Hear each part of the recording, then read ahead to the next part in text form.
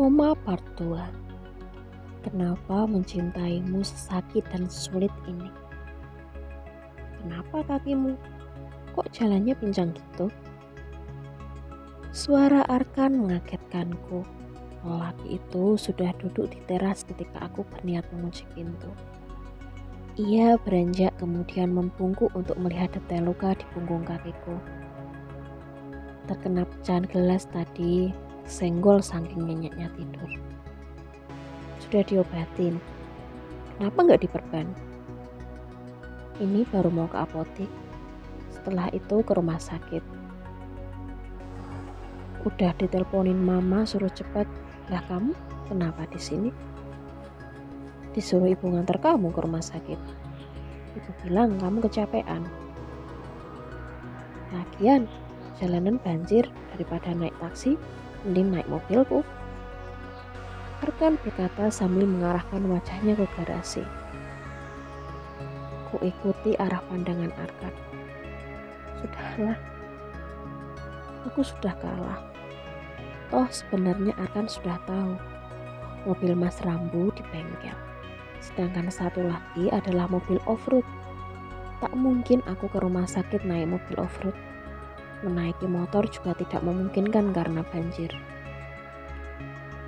Perjalanan kami sangat menyita waktu. Setengah jam biasanya cukup untuk jarak dari rumah ke rumah sakit. Tapi sekarang belum sampai terlewat barang setengahnya. Beberapa mobil tim SAR dan para relawan berderet di pinggir jalan. Belum lagi truk-truk yang mengangkat pengungsi juga turut berhenti di sana, membuat kemacetan tak terelakkan. Lampu merah kembali menyala. Arkan mengambil handphone yang masih tersambung dengan kabel cas. Ia mengotak-atiknya sembari menunggu lampu hijau. Lihatin apa sih sampai tertawa gitu, Ar? Apa ada yang lucu? Arkan menyodorkan sebuah video bayi mungil di status WA temannya. Ini anaknya Diko. Kemarin istrinya lahiran. Cowok sih, aku bilang saja. Siap-siap nurunin sifat kegundahan bapaknya. Arkan tertawa. Bayi itu tengah tertidur dengan diselimuti tudung warna coklat. Hidungnya mungil. Bibir bayi itu bergerak seperti sedang menyusu. Hal itu lucu memang. Aku ambil handphone dari tangan Arkan. Melihatnya lebih dekat video bayi itu. Selain gerak bayinya, captionnya juga membuat hatiku berdesir. Selamat datang jagoan papa dan mama. Tumbuhlah menjadi anak yang kuat, anak yang penurut. Berbakti kepada orang tua juga agama. Anak, lahiran, menjadi orang tua. Itu juga yang aku harapkan. Tak ada rangkaian kata indah yang sanggup mengalahkan tangisan bayi dalam sebuah rumah. Aku bahkan sanggup mengganti aroma bibit mawar asli yang setiap hari menemaniku dengan minyak telon. Anak, wangi mereka adalah surga.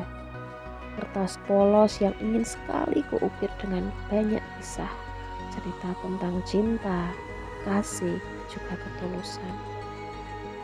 Selainnya ujian, kertas putih itu akan kutulis nama pada awalnya. Armagan untuk bayi lelaki dan Nurai untuk si mungil perempuan. Nama Turki sedang digandrungi saat ini. Bahkan temanku ada yang memberi nama Birkan untuk anak laki-lakinya, yang berarti sebuah ikrar kokoh. Jauh Turki, bahasa Sanskerta juga unik. Api si pemberani untuk cowok, dan Buvi yang berarti surga untuk si cewek. Kemudian disambung dengan nama tengah singkatan dari namaku dan Mas Rambu. Lira mungkin? Lira dan Rambu. Membayangkannya membuat bibirku tersenyum, tapi mata juga tak kuasa menahan tangisnya. Kapan hal itu menjadi nyata? Bukankah kata orang anak adalah salah satu tali kuat yang mampu mengikat cinta orang tuanya? Lalu, ada apa dengan cintaku ini? Apakah tak layak untuk ditali dengan hadirnya seorang anak? Mengapa jatuh cinta pada Mas Rambu sesulit ini? Setetes air mataku membasahi pipi. Aku ingin memberikan nama anakku dengan jelas. Bukankah nama adalah bagian dari doa? Bahwa jika aku mati, ada warisan yang disimpan dalam kalbu mereka. Tahu harapan apa yang ditanam orang tuanya, meski telah tiada.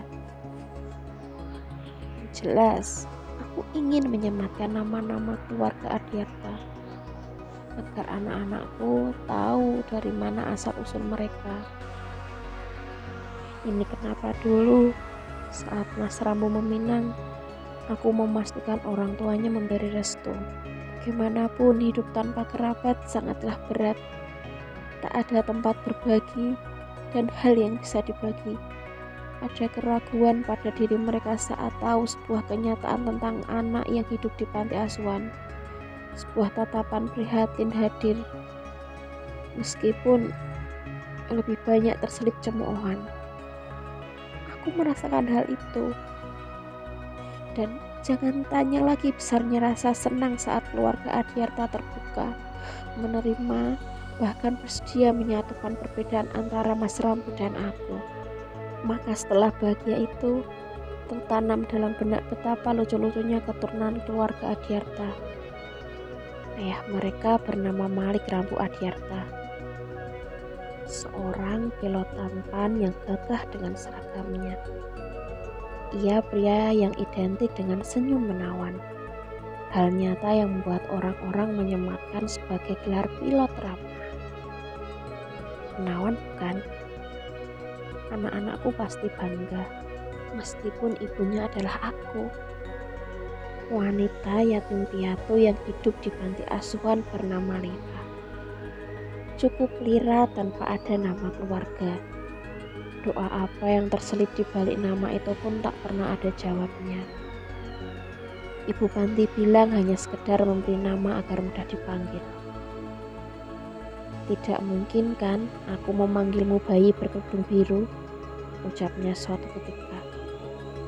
Ia bercerita menemukanku di depan gerbang panti dengan sebuah baju dan kerudung berwarna biru, ditempatkan pada kardus kecil bekas mie instan. Tidak ada identitas di sana, bahkan tanggal lahirku pun dibuat mudah. 30 Desember, tanggal di mana aku ditemukan 27 tahun yang lalu. Nangis, Lir? Kenapa? Banjir kan sudah biasa. Kenapa masih saja membuatmu menangis? Arkan terkekeh. Ia sudah mematikan mesin mobil dan bersiap dengan payung. Ngaco. Tidak nangis, hanya sedikit ngantuk, jawabku sambil membuka pintu mobil. Ya sudah, ayo kuantar sampai ke ruangan Rambu. Arkan mengeluarkan tas berisi piyama Mas Rambu, juga bekal yang tadi dibawakan tuannya. Mama sebelumnya berpesan untuk membawa beberapa potong piyama agar Mas Rambu tidak melulu memakai baju rumah sakit. Sudah, sampai sini saja ya. Aku harus ke toko dulu untuk ngecek pesanan. Arkan kembali menyerahkan barang bawaanku setelah mengantar menaiki lift dan juga melewati pintu depan bangsal. Iya, makasih. Hati-hati ya. Besok kalau mau pulang telepon, biar ibu masakin bekal lagi. Lumayan kan, irit duit. Orang sembrono itu berlalu meninggalkan tawa renyahnya. Aku membuka pintu kamar Mas Rambu saat Arkan sudah menghilang di balik pintu utama bangsal. Lama. Suara Mama Flo menyambutku. Ia meletakkan majalah, lantas berdiri sambil menggapai tasnya. Maaf Ma, hujan, jalanan juga macet, banjir. Sudah, sekarang cepat ganti bajunya Rambu. Mama sudah bicara sama dokter kalau Rambu harus ganti baju setiap hari. Dilap itu badannya, dia sudah lama gak berjalan, pasti banyak daki dan sel kulit mati di kakinya. Iya, Ma. Aku beranjak melaksanakan tugas yang diberikan Mama. Aku sentuh air dalam wadah. Sudah dingin. Berarti lebih dari 1 jam air itu disiapkan suster. Benar. Seorang istri memang berkewajiban merawat suami. Tapi kenapa rasa sakit justru merasuk ketika mendengar kalimat yang Mama ucapkan? Kembali lagi, ini pikiran kotor. Iya, ini pikiran kotor, Lira. Tapi hatiku menyuarakannya. Aku memejamkan mata. Sabarlah, Lira. Sabar. Kesembuhan Mas Rambu adalah yang utama.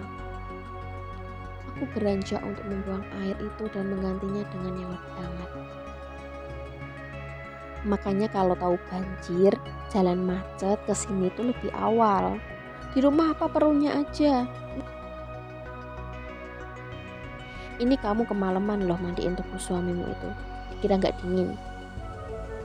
Maaf, Ma, kataku pelan. Aku melihat ke arah Mama yang tak langsung meresponku dengan kata. Hanya lirikan tak menyenangkan yang tertangkap oleh mataku. Ia seperti mengawasiku dengan mengikuti kemana arahku bergerak. Sedikit saja, tidak pernah tidak buat masalah. Kalimat itu nyaris mendekati sebuah bisikan, tapi entah kenapa telingaku justru menangkapnya dengan jelas, yang membuat dadaku langsung berdetak lebih keras. Ya Tuhan, kenapa rasanya sakit seperti ini? Sudahlah, Mama mau pulang dulu. Urus yang benar itu suami kamu. Pintu tertutup. Detak suara alat pengukur kestabilan jantung mengiringi isakan tangisku yang kembali lolos. Ingin aku menyuarakan tanya, apa kamu mendengarnya, Mas? Atau setidaknya biarkan aku mendengarkan dari mulutmu. Bagian mana ketidakbenaranku saat mengurusmu? Bangunlah, Mas. Aku ingin bicara padamu. Aku ingin bertanya padamu. Kenapa? Kenapa mencintaimu sesulit dan seperti ini? Harapku tertahan di kerongkong. Maka aku terapkan cengkraman pada handuk kecil. Membiarkan benda lembut itu menyadur segala gejolak. Aku telat bukan karena melupakan suami. Yang kulakukan karena mengingat semua tentangnya. Di mana dia itu disiplin perkara pakaian. Pakaiannya tidak boleh bau apek, tidak boleh ada bekas noda, tidak boleh lusuh. Maka masih kuturuti semua kehendaknya itu. Bagaimana kuciptakan semuanya mesti baju-baju itu masih basah karena hujan. Hujan seakan dengan mudah membalik apa yang kita inginkan dengan ribuan kemungkinan.